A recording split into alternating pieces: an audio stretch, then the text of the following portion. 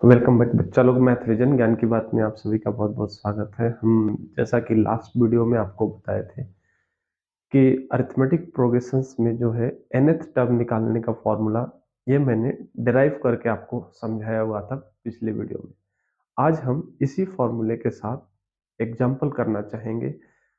और बच्चों ये बात याद रखना कि हम अपने बिजी शेड्यूल से निकाल के हर संडे आपके लिए वीडियो शूट करते हैं, तो आप जरूर दोस्तों के बीच शेयर करें। लाइक करना और सब्सक्राइब करना, शेयर करना, जितना हो सके वीडियो को स्प्रेड करना, जिससे गरीब से गरीब बच्चे भी आसानी से पढ़ सके। तो बच्चों चलो हम शुरू करते हैं कि मैंने लास्ट क्लास में जो आपको समझाया था कि टी एन इक्वल टू जो होता है a plus N minus one into d होता है। ये कैसे आता है ये मैंने डिराइव करके वहां पे समझाया हुआ था। इसी चीज को कहीं कहीं a plus N minus one into d लिखा जाता है। इसी चीज को कहीं कहीं L is equal to a plus N minus one into d से रिप्रेजेंट किया जाता है। तो dear students, all three representations are same. You have to keep in mind because different mathematics writers are giving the different representation. तो अलग अलग mathematician का अलग अलग रिप्रेजेंटेशन हो सकता है। तो इसको देख के आपको कभी घबराना नहीं है कि एल लिखा हुआ है तो ये अलग होगा, एन लिखा हुआ है तो अलग होगा, टी एन लिखा हुआ है तो अलग होगा। ऐसा नहीं है, ये सारी की सारी बातें सेम है। अब मैं इसके बारे में थोड़ा सा आपको ये समझा दूं कि ये जो वेरिएबल है ये सब क्या क्या रिप्रेजेंट कर रहा है। तो यहाँ पे देखो, इस केस में तीनों का बातें एक ही है। यहाँ पे लिख लो वेयर A represents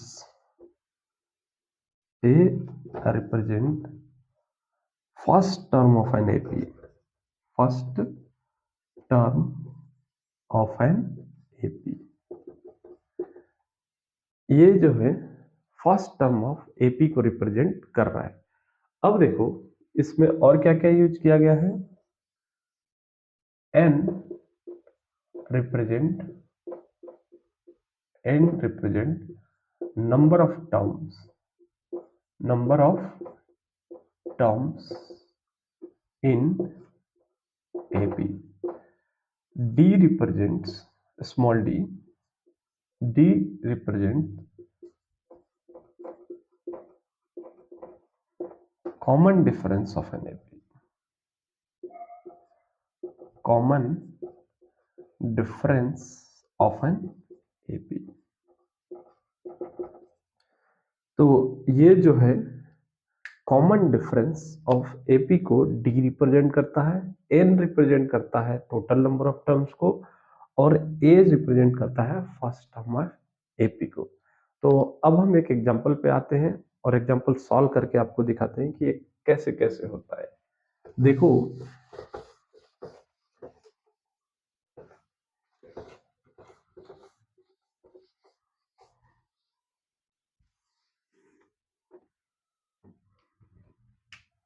एक क्वेश्चन ले लेते हैं। If 3, 6, 9 dot dot dot are in AP. ये ऐसा हमको क्वेश्चन में दिया जा रहा है कि आर इन एपी, देन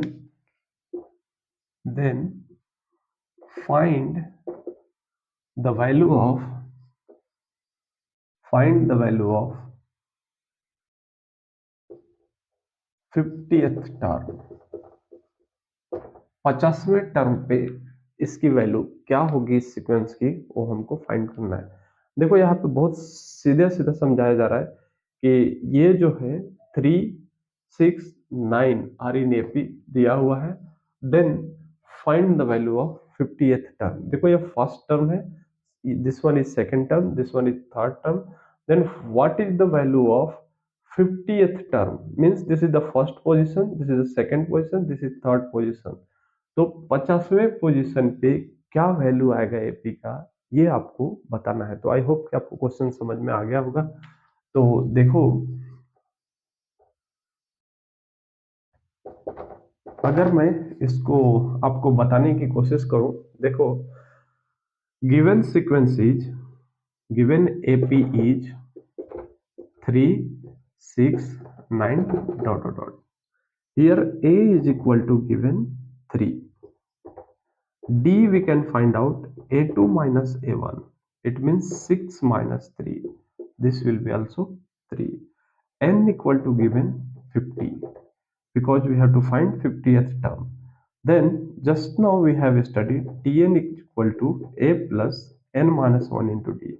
ये फॉर्मूला हमने पढ़ा हुआ है, तो हमको T50 निकालना है. n के जगह पे 50 पुट करो. 3 प्लस 50 माइनस 1 इंटू डी. यहाँ से आ जाएगा 3 प्लस 49 इंटू 3. अब मल्टीप्लीकेशन ऑपरेशन पहले ऑपरेट होता है, ये आप सभी को पता है. तो दिस विल बी 3 और 3 9 जा 27 and 3 4 जा 12 plus 2 14. So this will be 150. So 150 is the required answers for this question. जो 50 पोजीशंस पे जो वैल्यू आएगा वो 150 होगा. अब इसी चीज को थोड़ा सा अलग तरीके से पूछा जाए, अगर बोल दिया जाए कि कोई इसका जो टर्म है वो 210 के बराबर है, तो कौन सा टर्म है, मतलब कि n की वैल्यू अगर पूछ लिया जाए तो क्या करेंगे. इस क्वेश्चन को थोड़ा सा मॉडिफाई करते हैं. सबसे पहले आप स्क्रीनशॉट ले लो और इसको लिख लो ताकि आपको समझने में बाद में आसानी हो जाए. तो देखो इस क्वेश्चन को थोड़ा सा मॉडिफाई करते हैं.